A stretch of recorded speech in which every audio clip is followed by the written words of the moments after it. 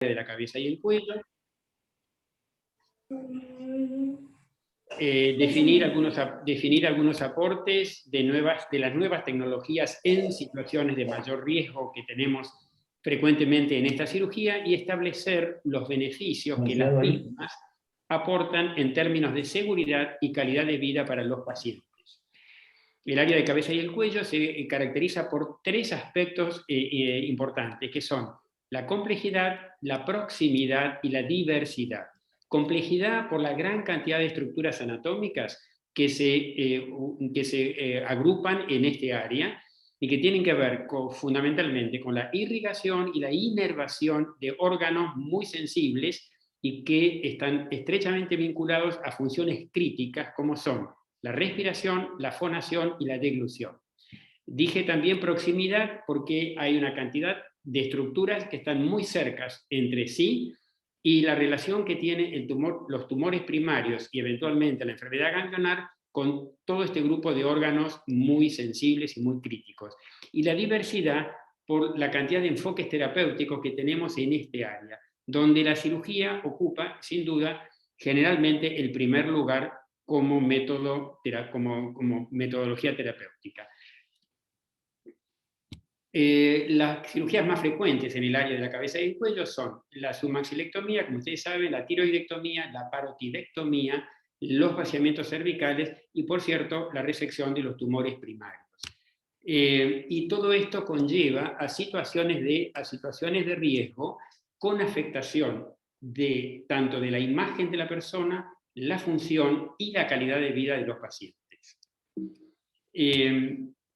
Voy a empezar a mencionar algunos de los elementos fundamentalmente nerviosos que ocasionan con frecuencia situaciones de riesgo. Empiezo por el ramo de Jaffe. El ramo de Jaffe es el filete o la rama más inferior del nervio facial y que, como ustedes ven en el esquema, corre paralelamente al borde inferior de la mandíbula a distintas distancias de ella.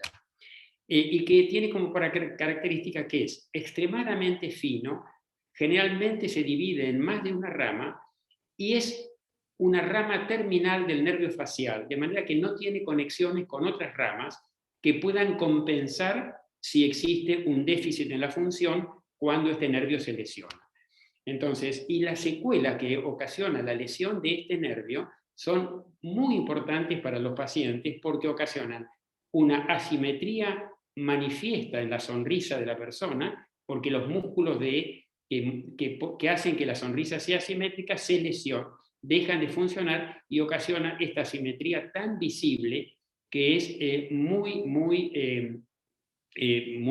rechazada obviamente por los pacientes. Este ramo va a estar en riesgo fundamentalmente en las submaxilectomías, cuando se hacen biopsias de adenopatías cercanas al borde de la mandíbula, en las lesiones, en la extracción de lesiones benignas y, por supuesto, en los vaciamientos cervicales. Cualquier tumor que uno opere en este área alta del cuello, como ven acá, en una persona joven, o cuando uno tiene que hacer una submaxilectomía o en los vaciamientos cervicales, pone en riesgo este filete que está, como ven ahí, muy finito en la parte inferior de la mandíbula. Además de todas las recomendaciones de técnica quirúrgica que uno siempre tiene que ver, en este caso el uso del neuromonitoreo en la medida que esté disponible para estimular y ubicar bien la ubicación de este nervio es sin duda de gran ayuda y fundamental.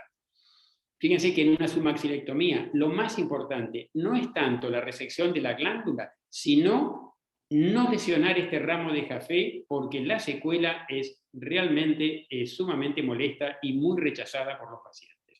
Entonces la estimulación continua y permanente de este nervio ayuda enormemente a su conservación.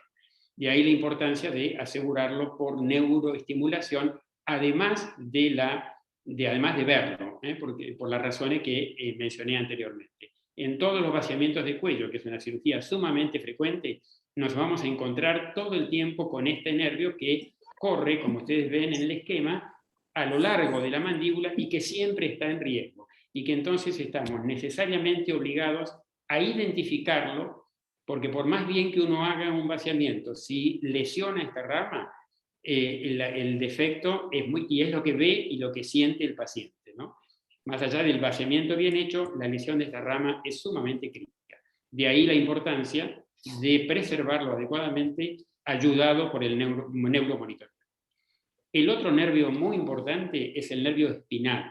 El nervio espinal es un nervio motor que atraviesa todo a lo largo del cuello, como ven, de la base del cráneo hasta el músculo trapecio, y que tiene un largo recorrido, como ustedes acaban de ver, y es muy superficial, mucho más superficial de lo que parece, y en un sector del cuello está muy cerca de la piel, y se pone en relación con los ganglios en el triángulo posterior del cuello, en este área, que es donde frecuentemente se hacen biopsias de ganglios o se extirpan lesiones benignas. Entonces, este nervio está muy en riesgo durante la linfadenectomía durante los vaciamientos cervicales, cuando se hacen biopsias de ganglios y fundamentalmente cuando se extirpan lesiones benignas, fundamentalmente los lipomas. Es muy importante tener en cuenta este nervio porque a esa altura, donde muchas veces se sacan lipomas, el nervio está a pocos milímetros de la piel.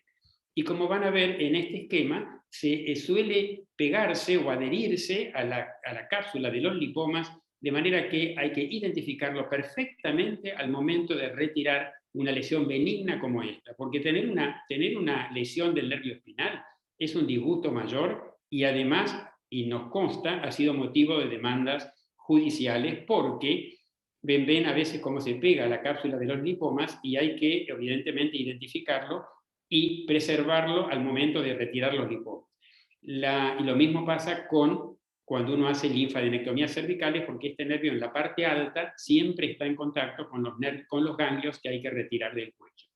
La lesión del nervio espinal provoca una atrofia marcada del músculo trapecio, que es el que le da la forma a la espalda, y fundamentalmente una caída del hombro del mismo lado, y habitualmente mucho dolor local porque se desacomoda la articulación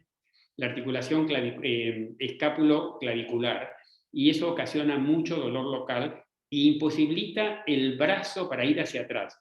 El hombre, por ejemplo, cuando tiene una lesión del espinal, casi no puede sacar su billetera del bolsillo posterior. De manera que la lesión es muy importante y, como les decía, ocasiona con alguna frecuencia demandas, especialmente a las personas que trabajan con su cuerpo, especialmente con su miembro superior.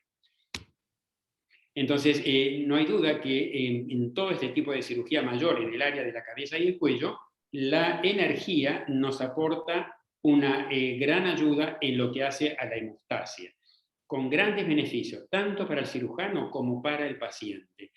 Nos permite una hemostasia muy rápida y segura, con vasos desde los 7 milímetros para abajo, con mucha menor pérdida sanguínea, nos permite trabajar con un campo blanco, blanco en el sentido de prácticamente sin sangre, que es como nos gusta trabajar a nosotros, y que claramente disminuye los tiempos operatorios. Lo que fundamentalmente nos ayuda a la energía es porque reemplaza o nos reemplaza la ligadura con nudos y el corte con tijera, como ven un poco en el esquema.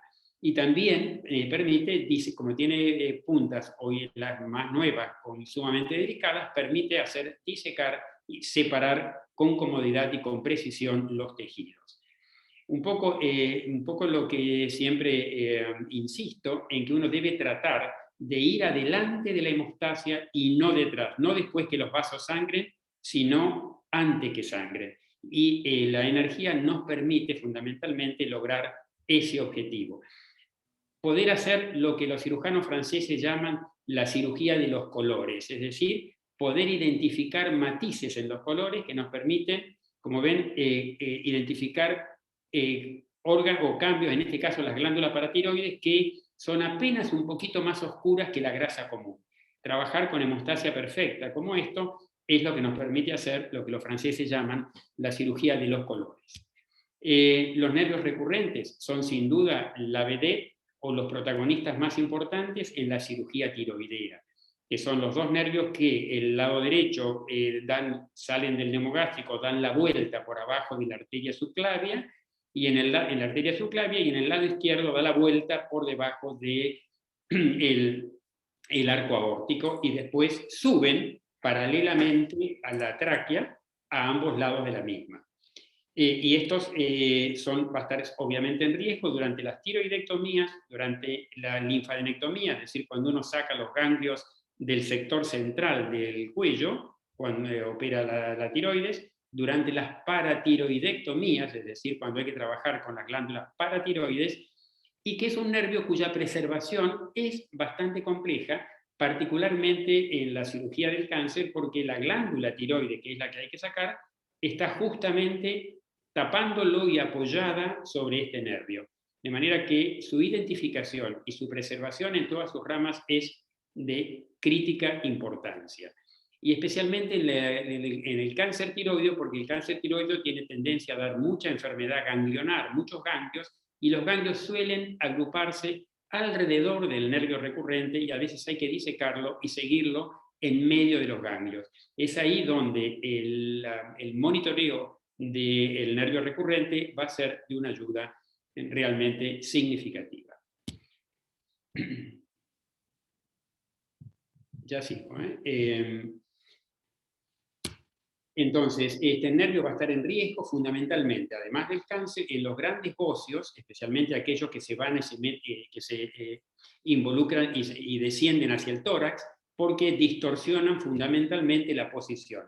Fíjense que en un 16% de los casos, el nervio suele estar atrapado o desplegado en la superficie del bóseo por bandas fibrosas que rodean a estos grandes óseos. Hacer maniobras digitales sin identificación previa de este nervio es altamente riesgoso por el porcentaje de lesiones que puede producir en este trabajo, que habla del casi el 18%. El nervio además puede lesionarse también nada más que por el estiramiento. A veces el estirar o el traer o el traccionar el bóseo hacia el lado contralateral para ir superficializándolo estira el nervio y eso es capaz de producir una lesión. De manera que siempre hay que identificarlo y separarlo antes de la liberación completa del lobo. Fíjese lo que suele pasar con bóseos grandes o tumores grandes de tiroides, que cuando el nervio suele pegarse al costado de la glándula y alterar totalmente su trayectoria. Es ahí donde es tan importante identificarlo y poder seguirlo en esta trayectoria alterada, como ustedes ven acá. Porque además, en estos tumores grandes, cualquier banda de tejido estirado sobre el componente lateral, en realidad uno debe considerar lo que puede ser el nervio ni hasta que se demuestre lo contrario. De ahí la ayuda de la certificación que nos permite el neuromonitoreo. Y también, como ven acá, en algunas situaciones el nervio es prácticamente atrapado parcialmente por los ganglios o por el tumor y se acoda de esa manera y por eso es tan crítico poder identificar las dos porciones del nervio acodado. Y eso es una de las cosas que nos favorece, sin duda, la estimulación nerviosa. Fíjense que la parálisis de la cuerda vocal es un tema bastante, en lo que hace a la incidencia, bastante controvertido, porque hay un porcentaje elevado que no termina de diagnosticarse. Muchas de las paresias o parálisis de la cuerda, que la bibliografía le da hasta un 9%, no son diagnosticadas porque se compensan rápidamente, especialmente en personas jóvenes, y si no hay un examen postoperatorio, uno no se da cuenta de que existió una paresia o una parálisis. Cuando es unilateral, 2/3 son transitorias. La sintomatología de la parálisis o paresia recurrencial es muy complicada, o sea, provoca no solamente la disfonía que todo el mundo conoce, sino las alteraciones en la aspiración de saliva y alimentos, dificultades al momento de tragar, obviamente la tos, que suele ser ineficaz, y con cierta frecuencia ocasiona neumopatías, especialmente en las personas de mayor edad. La parálisis si llega a ser de ambas cuerdas vocales, o sea, cuando la parálisis recurrencial es bilateral, es tal vez la complicación más grave de la cirugía tiroidea. 45% de los casos puede ser permanente y en un 30% de los casos requiere una traqueostomía, que es un disgusto realmente mayor para el cirujano y sin duda para el paciente. La lesión del nervio puede ser o bien por transección, que es la peor de las situaciones, o bien por un clampeo inadvertido, obviamente por una ligadura, o a veces nada más que por el calentamiento de la coagulación bipolar. Inicialmente puede ser nada más que por tracción, porque se produce una reducción en las fibras que transmiten el estímulo. En ese caso desciende la amplitud, que ahora les voy a mostrar la onda, y que si esta tracción no es advertida y se intensifica, provoca un mayor descenso y con aumento de la amplitud, con aumento de la latencia del estímulo, ya por pérdida de las vainas mielíticas.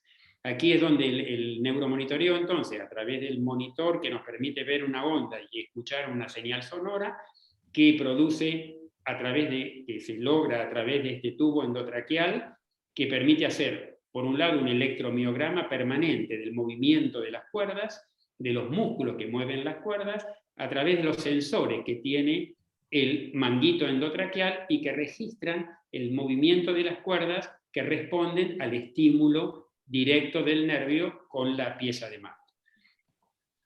Entonces, aquí está la onda, que es típica, que es la que vemos en el monitor, que cuando es normal tiene un momento de estimulación, una latencia, que es el tiempo que le lleva al estímulo recorrer el recorrido del nervio, y de que esta es lo que se llama latencia y que se mide en milisegundos, y una amplitud, que es la fuerza que tiene el movimiento del músculo, que se mide en milivolts. Entonces, esta sería una onda normal, que es la que se altera cuando hay una lesión o bien una lesión próxima del nervio. La latencia se mide en milisegundos, como les decía, que es el tiempo entre el pico de la estimulación y el inicio de la onda, y la amplitud es la altura desde la línea de base hasta el pico de la onda, que la normalidad es que esté alrededor de los 500 milivolts.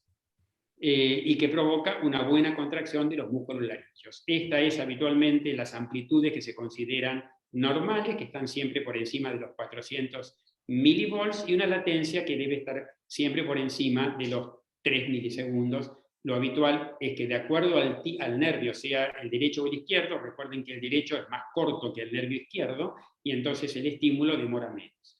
La latencia suele ser de 3 a 5 o 6 o 7 milisegundos. Y se habla de neuropraxia cuando hay una disminución de la amplitud de la onda mayor del 50% y eventualmente un aumento de la latencia mayor del 10%. Eso significa que el nervio está sufriendo por alguna maniobra inadecuada.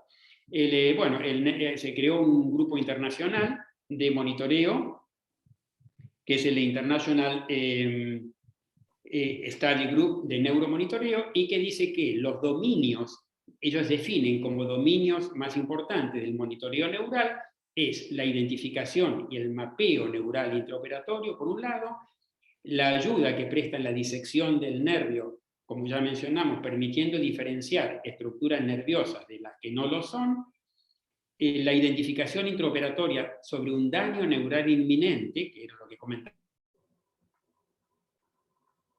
nos ayuda en lo que hace al pronóstico de la función glótica postoperatoria, porque nos permite identificar y demostrar el movimiento, la respuesta adecuada de las cuerdas al finalizar la cirugía.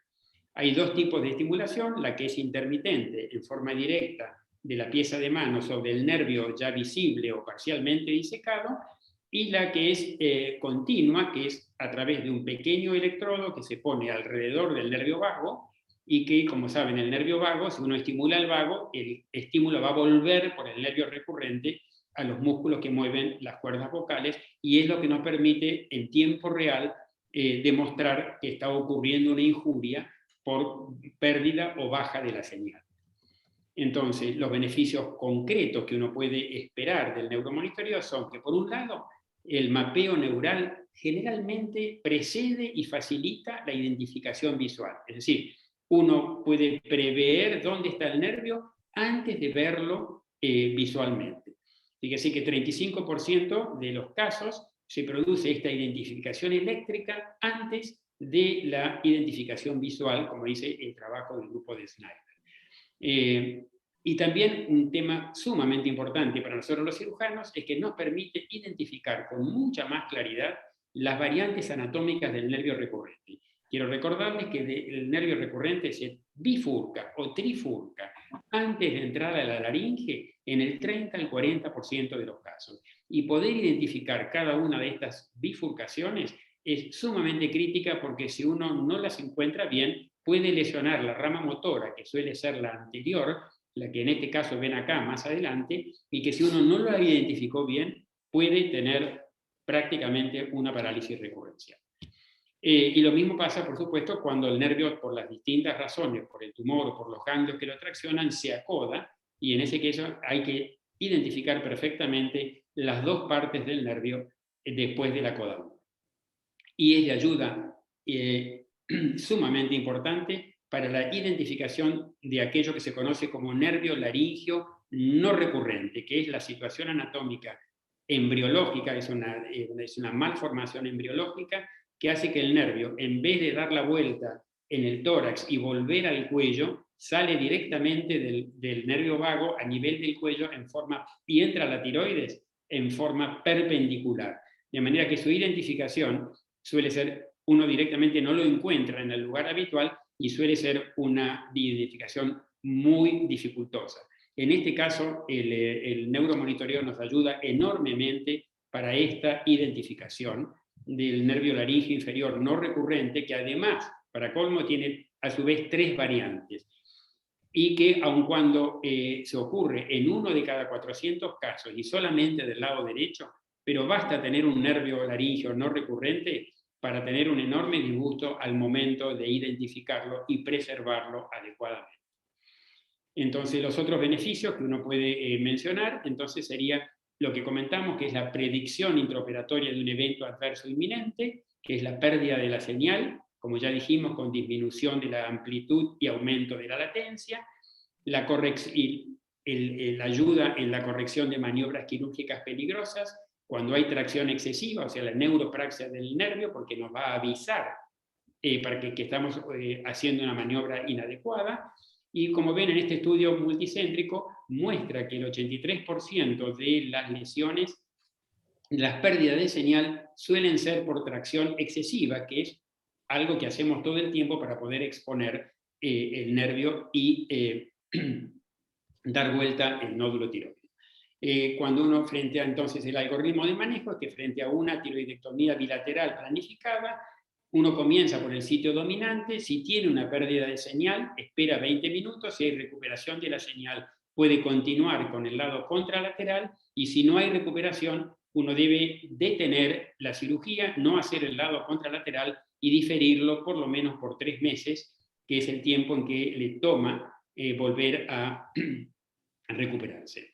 La otra ayuda muy importante es la preservación del nervio laríngeo superior, que es el otro nervio que mueve un solo músculo, que es el músculo cricotiroideo. Todos los demás músculos de la laringe los mueve el recurrente, y que baja directamente a lo largo del polo superior, inerva ese músculo lo que hace es tensar la cuerda vocal, de manera que la lesión de este nervio, por no identificarlo, impide levantar la voz. O sea, provoca lo que se llama una especie de astenia vocal muy reclamada por los pacientes cuando le pasa, porque no pueden levantar la voz. Los maestros no pueden dar una buena clase, las madres no pueden corregir a sus hijos. Y esto pasa al momento de ligar el polo superior de la tiroides, porque el nervio se entremezcla con las ramas del polo superior. Y la ayuda del neuromonitoreo para identificarlo correctamente es realmente importante. Entonces, el resto de los beneficios quirúrgicos hoy en día demostrados es la mejora en la tasa de identificación y preservación del nervio, con una mejora significativa de las parálisis transitorias, no así de las definitivas. No se pudo demostrar todavía validez, significación estadística en ese sentido. Y, por supuesto, la ayuda en la toma de decisiones ante la pérdida de una señal. Las sociedades científicas del mundo, tanto la alemana como la australiana, como la brasilera, la consideran una práctica estándar hoy en día para la cirugía tiroidea. A través, cada una de ellas han hecho trabajos suficientemente importantes como para demostrar su utilidad. En este caso, los alemanes, 12.000 casos, ¿no? El 98% de los cirujanos lo usan. Lo mismo pasa con el Colegio Americano, que hizo un trabajo muy reciente, 2019, donde registró el 83% de los cirujanos que utilizan neuromonitoreo, Dinamarca en el 77% de los casos lo utiliza, Italia en la gran mayoría de su programa y España ha triplicado su uso en los últimos 2 años. En la Argentina se considera que su costo es elevado para la medicina hospitalaria y no está por el momento cubierto por entidades prepagas para toda la cirugía, tiroidea o paratiroidea. Sin embargo, hay consenso en cubrirlo para los nódulos grandes, para el bocio endotorácico, para los carcinomas con ganglios, los tumores con extensión extratiroidea, los pacientes pediátricos, la enfermedad de hipertiroidismo de Graves, cuando hay reoperaciones y, como vamos a ver, para la tiroidectomía transoral en la medida en que sea cubierta por los prepagos, que no lo es por el momento.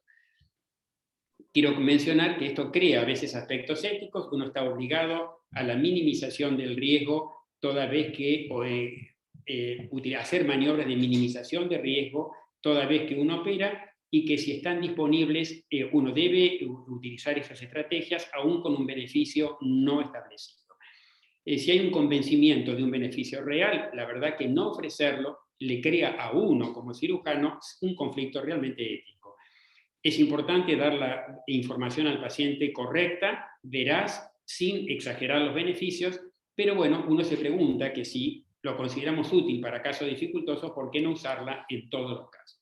Con respecto a la tiroidectomía transoral endoscópica, que es una técnica muy novedosa y que la estamos haciendo en los últimos 2 años, que a través de puertos y el ingreso de la cámara, en este caso, neuromonitoreo y energía son indispensables, si no esta cirugía no se puede hacer. Les voy a pasar muy rápidamente este corto video, donde se ve el acceso de la vía transoral. No sé si voy a tener tiempo para pasarlo todo, pero en este caso, como todo es endoscópico y a distancia, uno tiene que usar la energía y el neuromonitoreo permanentemente para poder acceder, para poder hacer esta cirugía con seguridad y no tener complicaciones importantes como pueden ser, hay que hacer la tunelización, como ven, se colocan los accesos laterales, la energía que va haciendo el túnel, un poco más, haciendo la línea media. Voy a mostrarles nada más que donde se ve bien el uso de la energía. Hay que liberar lo mismo que hacemos en la cirugía abierta, la línea media, separar el lóbulo tiroideo de los músculos pretiroideos. Se hace un punto desde afuera para separar los músculos pretiroideos, se corta la tiroides en 2 para sacar el lado que nos interesa sacar.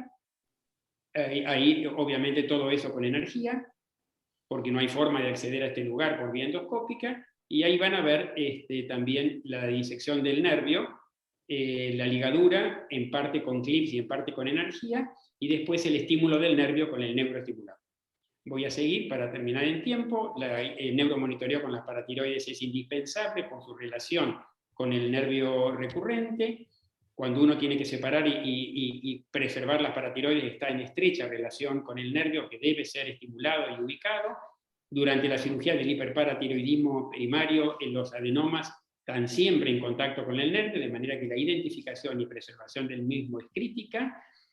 Y también, obviamente, el neuromonitoreo durante la parotidectomía, es decir, la cirugía para los tumores de la glándula parótida, donde sabemos que hay que identificar el nervio a la salida del cráneo, con todas sus ramas y sus anastomosis, que deben ser preservadas, de gran utilidad en la ubicación del tronco del nervio facial, y la preservar cada una de sus ramas, como ven aquí, donde en realidad uno sabe que no es un tema de sacar la glándula, sino que la parotidectomía es la cirugía de la preservación del nervio facial. Quiero mencionar también lo que comentaba de la utilidad en la disección radical de cuello, además de los nervios que ya mencioné, el hipogloso y el nervio lingual, que están profundamente ubicados en el cuello, y fundamentalmente al final, y también muy importante en la cirugía de los glomus y de los paragangliomas, que son tumores en la parte alta del cuello que se relacionan, que están en relación con todos los pares craneales importantes, 9, 10, 11 y 12, y que su lesión provoca situaciones extremadamente graves. Como ven acá, hay que identificar y preservar cada uno de estos nervios, y aquí el rol del neuromonitoreo es importantísimo. Quiero terminar diciendo que la tecnología y sus aportes van a ser de gran ayuda y van a ser cada vez más útiles, no tengo la menor duda. Pero debe quedar claro que nunca reemplazan a una refinada técnica quirúrgica ni a un correcto y fundamentado juicio médico. Muchas gracias.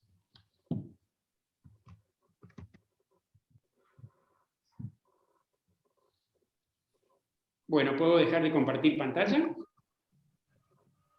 Bueno. Bien.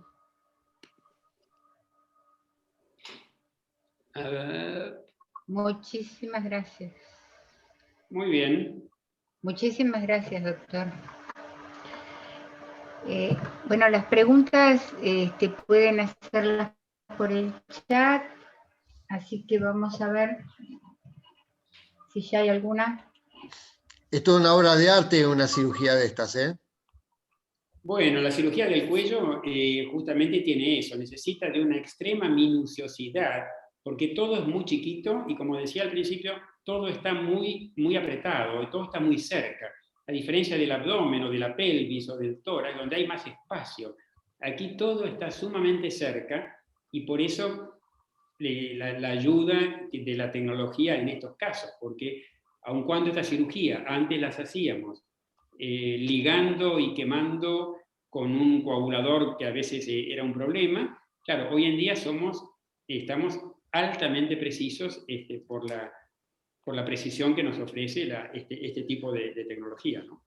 Ahora, en general, por ejemplo, para nervios recurrentes, en general el tumor, salvo por compresión o por desplazamiento, ¿llega a dañarlo No, al nervio por acción directa sí. o no? En algunos, o sea, los tumores de tiroides, todo depende de la evolución que tengan y del tamaño. Si uno no los opera en periodos tempranos, el tumor se mete y atrapa el nervio. Y entonces, bueno, ahí es una situación compleja porque a veces es muy difícil liberar el nervio del tumor, porque el tumor tiende a invadir el nervio. La otra situación compleja son los ganglios, como ustedes vieron, a veces los gangliositos que están alrededor de la tiroides tienen metástasis y esos están todos envolviendo el nervio. Entonces uno tiene que sacar el nervio del medio tratando de no romperlo, ¿no? Y a veces uno pierde, no termina de ver a dónde sigue y ahí es donde el monitor no es tan útil, ¿no? Ahora, esto antes de operar no es posible tener un mapeo donde está. No hay técnica que permita eso, ¿no? No, esto es en el momento en que uno está, cuando uno desarmó el cuello y ve cómo están las cosas, ¿no? No hay forma de hacer un mapeo antes, de ninguna manera. Claro. Por eso todo es en tiempo real.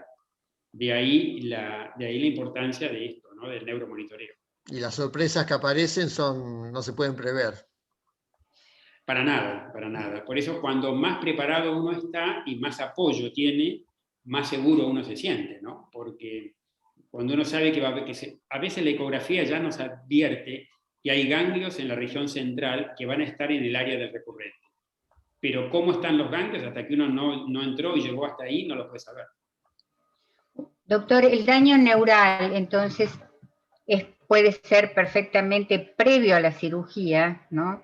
Y cuanto antes se haga la cirugía, mejor. Sin duda. O sea, lo habitual es que no haya daño neural, porque para que un nervio, para que un tumor termine invadiendo el nervio, tiene que haber evolucionado y haber pasado mucho tiempo. La mayoría de las veces el nervio está indemne, pero está envuelto o apretado por el tumor. Ahí viene lo importante del cirujano de poder sacar el tumor cuidando el nervio, preservando el nervio, ¿no? Ahí la importancia del neuromonitoreo. Ahí nos ayuda tanto hoy en día el monitoreo. Yo operé durante 20 años sin monitoreo, pero ahora yo quisiera operar todas las tiroides con monitoreo, porque la diferencia es enorme desde el punto de vista de tranquilidad para el cirujano. Porque, como les decía, uno puede hasta predecir por dónde está, ya antes de desarmar todo, una vez que uno abrió, ya puede ir tocando y dice, bueno, el nervio está acá abajo. O sea, no lo estoy viendo, pero yo sé que está acá abajo porque ya me estimula. ya el aparato me está diciendo, aquí estoy. O sea que, así que bueno, no hay duda, ¿no? O sea, pero bueno, todavía tenemos que operar tiroides sin monitoreo, porque bueno, por el costo. Bueno, tengo acá algunas preguntas, doctor. ¿Se las ¿Cómo puedo no? formular? ¿Sí? Bien. Dice, por la exposición es de mucha utilidad la tecnología descripta, ¿no? ¿Cuál es el costo? ¿Se hace por presupuesto particularmente? Bueno, yo no estoy mucho en la parte comercial, pero si el caso está dentro del grupito, si está dentro del grupo que hasta ahora tenemos aceptado por los sistemas prepagos, entonces directamente el prepago lo autoriza. Si no, si no hay autorización del prepago o el paciente no tiene un prepago, lo tiene que pagar el paciente y el costo es variable y eso tal vez se lo pueda explicar mejor la doctora que va a estar a continuación. Bien. Pero no es un costo menor para los pacientes, especialmente por el insumo, ¿no? Más allá de que el aparato esté disponible, que en el caso del Hospital Austral en este momento lo tenemos disponible, está el costo del insumo, ¿no? El insumo que fundamentalmente en el caso de la tiroides es el costo del tubo endotraqueal, porque uno para hacer neuromonitoreo necesita ese tubo especial que es descartable y que es diferente al tubo habitual de los anestesiólogos, ¿no? Y que sin eso no se puede hacer neuromonitoreo, ¿no? Perfecto. Bueno, acá experticia absoluto del doctor Sacco. Excelente exposición, el apoyo tecnológico es fundamental en algunos casos, o sobre todo la complejidad, por la complejidad anatómica y quirúrgica y casos del paciente. Otro profesional dice, ¿cuánto incide en el costo del paquete quirúrgico el uso de esta tecnología? Lo dejamos para la doctora, entonces. Yo pienso que sí, porque lo va a explicar mejor, porque tiene distintas formas de mirarse esto, y pienso que la doctora lo va a explicar. Por supuesto, por supuesto. Y bueno, excelente exposición, me impresiona la recurrencia de todo salto tecnológico que se establece como estándar de buenas prácticas que encabezan, a ver, no sé más, de estas prácticas que establezcan esta inequidad al no estar respaldadas por las coberturas. Claro. No, tal cual. No, como les decía, todavía realmente uno a veces se siente muy mal porque sabe que en determinado caso esto ayudaría muchísimo al paciente y alguna vez, lamentablemente, tenemos que no usarlo y tratamos de no decirlo demasiado, pero uno lo siente como un conflicto ético, ¿no? Porque no le estoy ofreciendo al paciente lo que yo sé que lo va a ayudar a evitar una complicación, ¿no? Pero bueno, yo creo que en algún tiempo futuro, ojalá que sea bastante cercano, haremos lo que hacen los alemanes o los brasileros. La verdad que en Alemania, en Brasil, que uno tiene mucha relación, la verdad que hoy es práctica estándar. O sea, nadie discute que hoy en día no se puede operar, no hay que operar tiroides sin neuromonitoreo. ¿Para qué? ¿Por qué? Si uno sabe que ayuda en forma tan importante, ¿no? Pero bueno, nos falta todavía avanzar en ese tema, ¿no? Bueno, esta disertación suya va a ser muy importante porque nosotros tenemos auditores en todo el país. Claro. Entonces también difundir esta técnica y su capacidad, ¿no?, para este tema nos va a ayudar muchísimo para hacer comprender a los prestadores que esto es muy necesario, ¿no? Así que le estoy muy agradecida, doctor. No sé si alguien quiere formular alguna pregunta más porque el doctor tiene su tiempo acotado. No, tengo un acto académico que asistir, por eso, pero yo encantado de cualquier otra duda que ustedes tengan, ¿eh? Hay que tener claro que es cierto que hemos operado durante toda la vida sin la ayuda de esta tecnología. Pero es tan obvio que ayuda enormemente y en muchos casos muy puntuales. O sea, todo lo que yo les conté es de todos los días. O sea que no es lo mismo, evidentemente, operar un cáncer de tiroides con monitoreo que sin monitoreo. por más hábil y experiencia que tenga el cirujano, ¿no? No es lo mismo. Perfecto, perfecto. Muy bien. Bueno. Muy bien.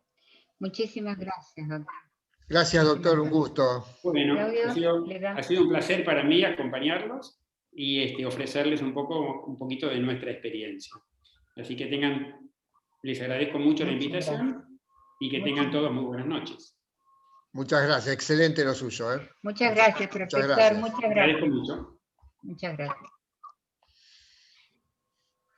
Bueno, ahora la doctora Lilia Doria, que es médica especialista principal de Ciencias Médicas de Medtronic, nos va a continuar la disertación, Evidencia clínica en cirugía de cabeza y cuello.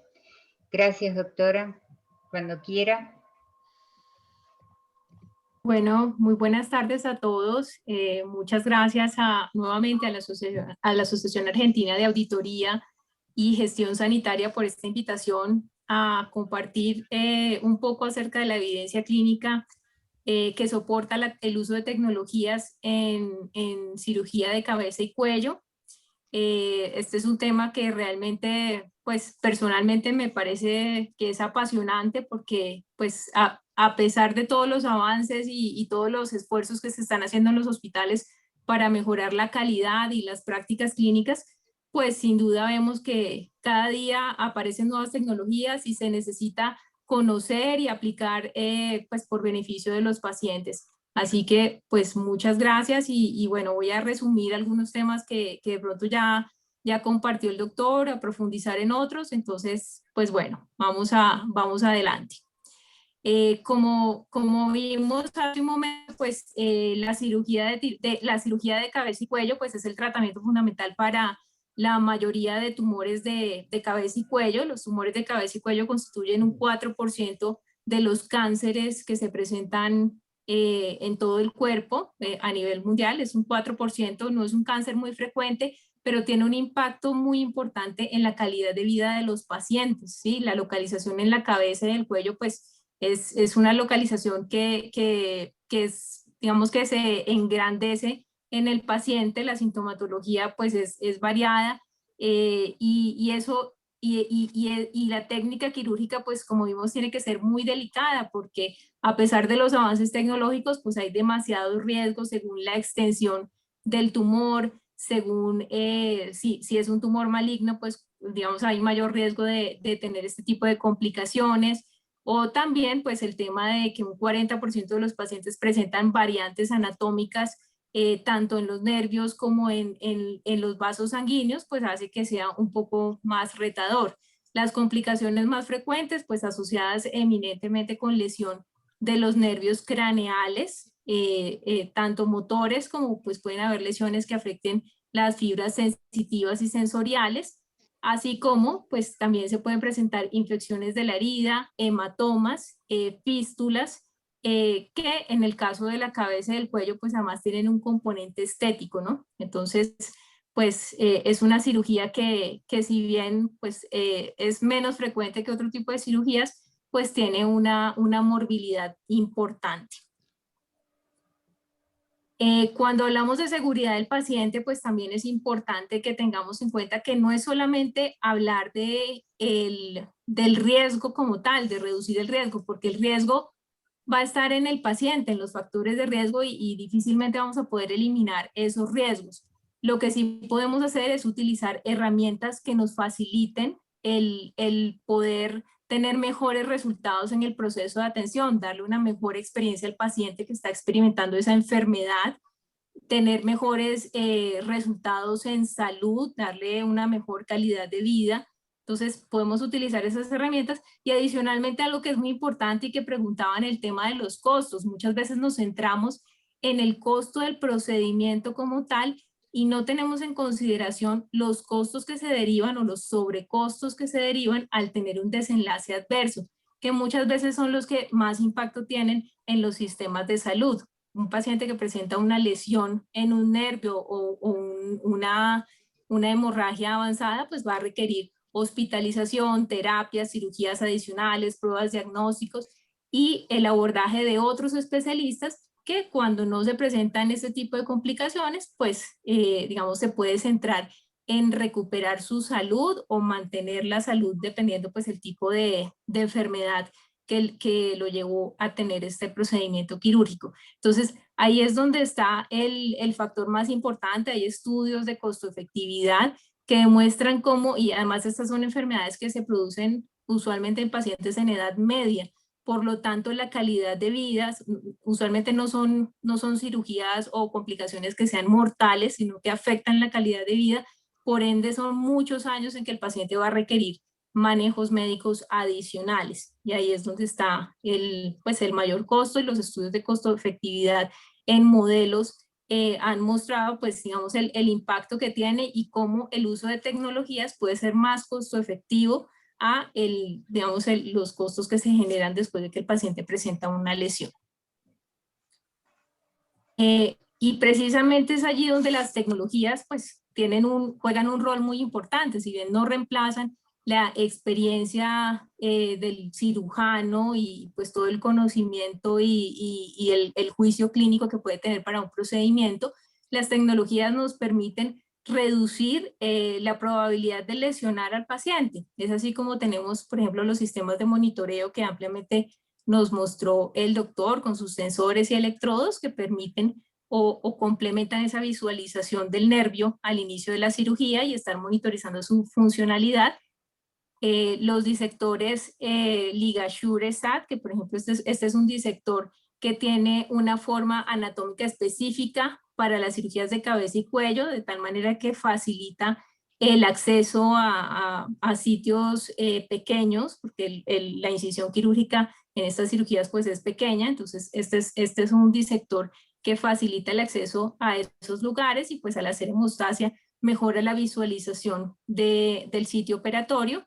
Y también hay otro componente que es importante, es la cicatrización de estos procedimientos. Como estamos en la cabeza y el cuello, pues es importante que los tejidos se preserven para tener una mejor cicatrización, y tenemos algunas tecnologías como el Surgi-Slip, que es un protector del sitio operatorio que facilita, digamos, el tener un buen espacio durante el procedimiento sin que se lesionen los tejidos mientras se está haciendo la manipulación.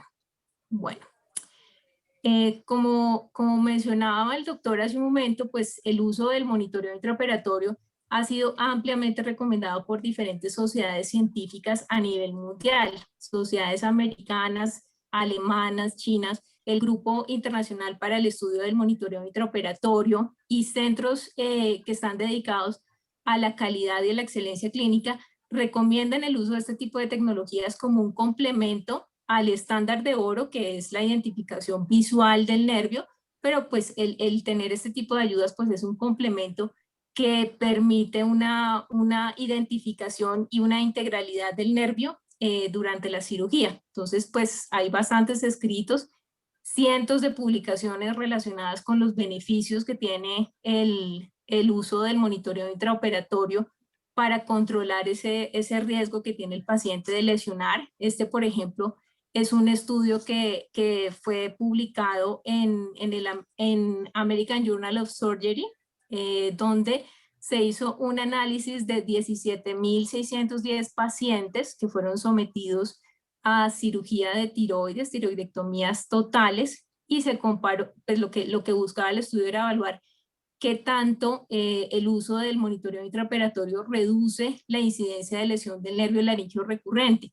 Efectivamente, después de evaluar los 17.610 casos, pues se identifica que aquellas cirugías en donde se utilizó el monitoreo, pues tuvieron menos lesión del nervio laríngeo recurrente y menos pacientes terminaron con traqueostomía frente a aquellas cirugías en donde no se utilizó el monitoreo, evidenciando pues que efectivamente no es un accesorio de la cirugía, sino pues tiene un impacto importante en la seguridad del paciente, favorece la menor incidencia de parálisis transitoria y permanente del nervio laríngeo recurrente, facilita el diagnóstico intraoperatorio cuando se presenta la lesión del nervio, digamos que permite una mejor toma de decisiones. Si es una cirugía bilateral, pues puede cambiar el plan de manejo de manera que pues se beneficie al paciente y no tenga una lesión bilateral.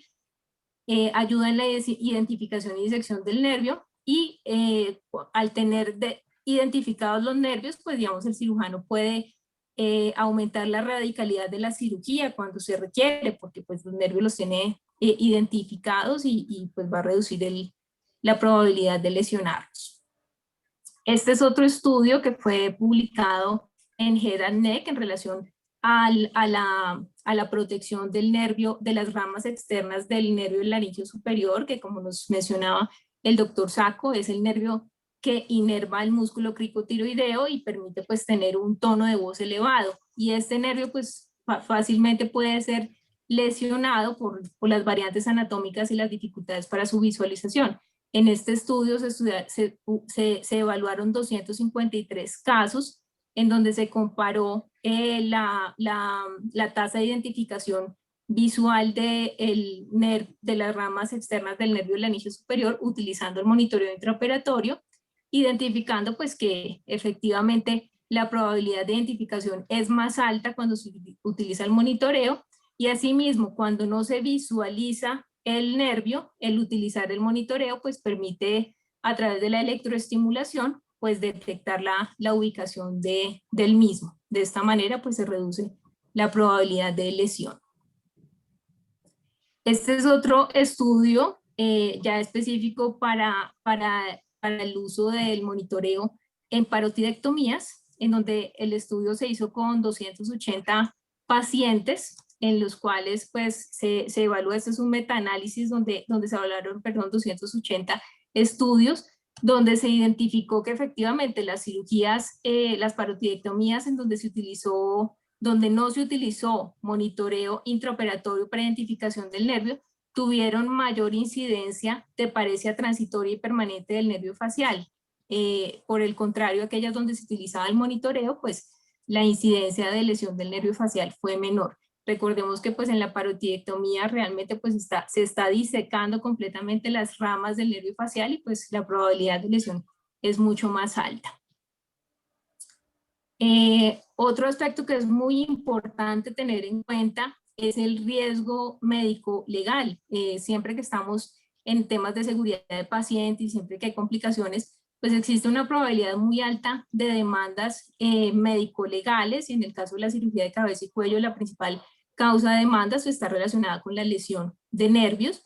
Y en esta publicación pues hacen unos postulados que son muy interesantes. Por ejemplo, pues mencionan que pues efectivamente no se puede generar una expectativa mayor al paciente. El uso del monitoreo no le va a eliminar, no hay forma de eliminar la probabilidad de lesión. El riesgo existe. Lo que va a hacer el monitoreo es identificar el nervio y reducir pues la probabilidad de que el médico lo lesione, pero pues dependiendo de los factores de riesgo del paciente, pues se puede generar la lesión de todas maneras según la complejidad de la cirugía. Entonces, pues es importante ser muy claros con el paciente para evitar confusiones y pues que lleven a un litigio médico-legal.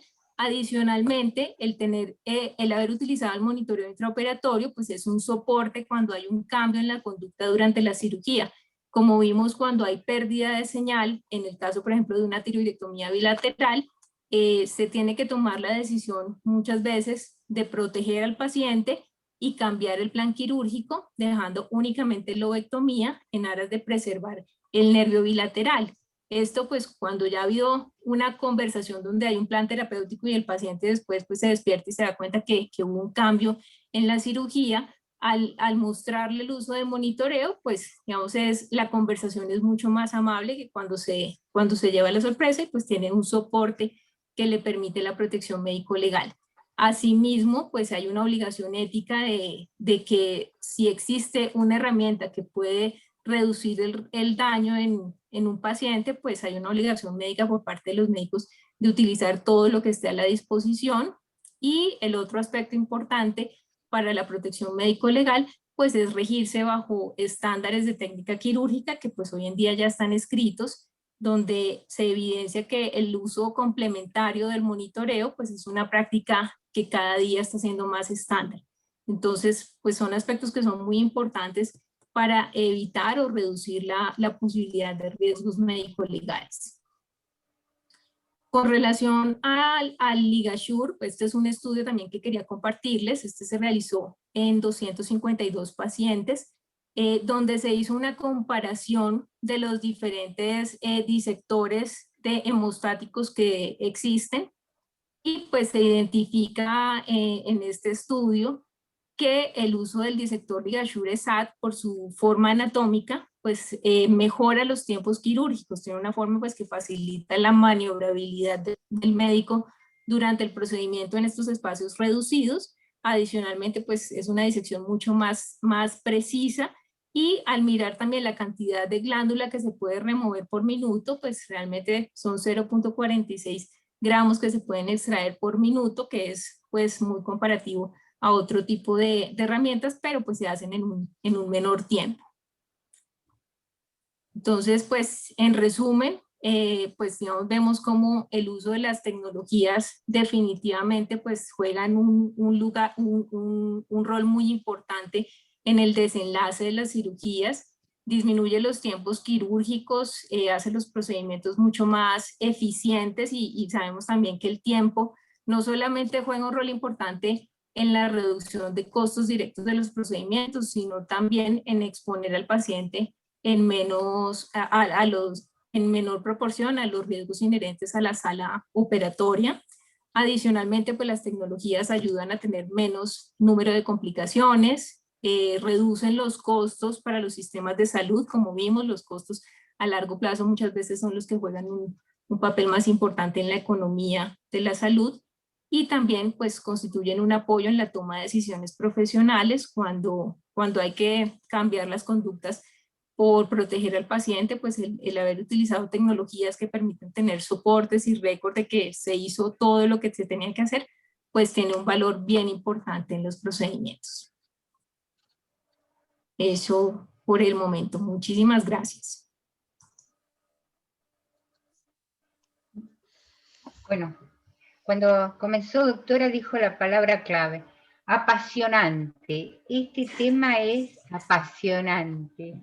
Realmente le agradezco mucho porque nos ha sintetizado con con esta última presentación, los beneficios, tanto para el paciente como para el médico, como para el sistema. Así que muchísimas gracias. Muchísimas gracias, doctora. Lilia, a ustedes muchas gracias. No sé si vos por ahí manejás la parte de Latinoamérica. Todos estos productos, por lo menos en la Argentina, hay que registrarlos ante la autoridad sanitaria. O sea, se registra el producto biomédico para poder ser utilizado. ¿Vos sabés si esto es parejo en toda Latinoamérica? O sea, ¿esta tecnología ya está en uso en Latinoamérica o hay países en los cuales todavía no? ¿Sabés algo de eso? ¿Cómo está el registro? El proceso es muy similar en todos los países cuentan con alguna oficina gubernamental pues que tiene que generar la aprobación para el uso, y en general en toda Latinoamérica ya se utilizan sistemas de monitoreo, de pronto algunos menos avanzados que otros, pero pues esto ya se está convirtiendo en una práctica estándar para las cirugías donde pues hay compromiso o riesgo de lesión de nervios. Ajá. Y la zona de Pero centro... todos pasan por ese proceso regulatorio donde hay que entregar Claro. pues unos soportes de evidencia científica de los beneficios que tiene. ¿Y en Centroamérica también ya está, digamos, registrado? En varios países, en cada país hay que hacer el proceso de manera independiente, ¿sí? Entonces, el único país que tiene, ahí nos está complementando Jimena Torres. En Chile y Puerto Rico, que son dos países que tienen una regulación de pronto un poco distinta, el uso de las tecnologías es, digamos, un poco más libre. Sin embargo, pues tiene que pasar por unos requisitos también. Pero de pronto es menos compleja pues el disponer de estas tecnologías. Ajá. Sí, ahí veo la respuesta de Jimena. Sí, sí. Bárbaro.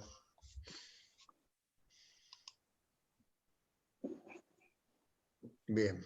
Llegaron. Ahí hay algo más, hay otra pregunta. Sí. Ya. A ver. Centroamérica, bueno.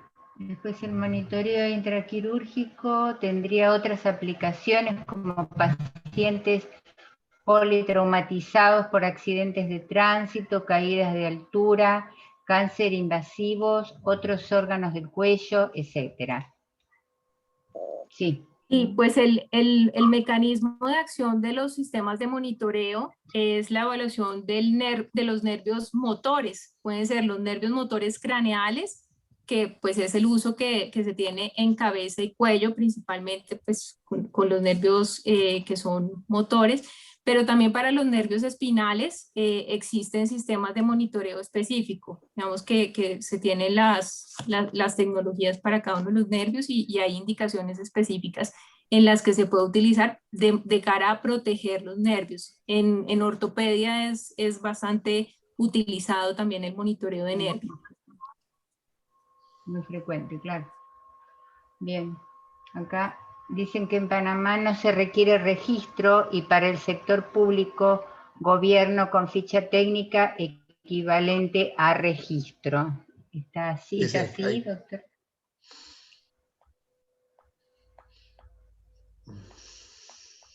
Bien. Muy bien.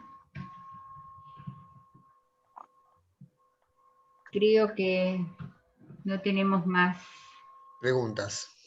Más preguntas, más observaciones, así que damos las gracias por estas brillantes exposiciones. Muchas gracias, doctora. A ustedes Claudio, muchas gracias.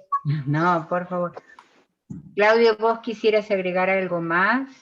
Bueno, no, que simplemente esta tecnología dentro de todo me causa tranquilidad que esté difundida y que, bueno, yo por eso hacía mi pregunta sobre Latinoamérica, porque en algunas cosas estamos desparejos, por lo menos en la parte de medicamentos, ¿no? Que es mi especialidad. Pero bueno, es bueno que digamos que haya conciencia y que estos adelantos tecnológicos, aunque a distinto tiempo, lleguen a todos los pacientes. Pues realmente, bueno, redunda en seguridad y y con esto, bueno, se evitan daños iatrogénicos, juicios, las cirugías son más seguras, más rápidas, más fáciles, o sea, todo esto es bienvenido, ¿no?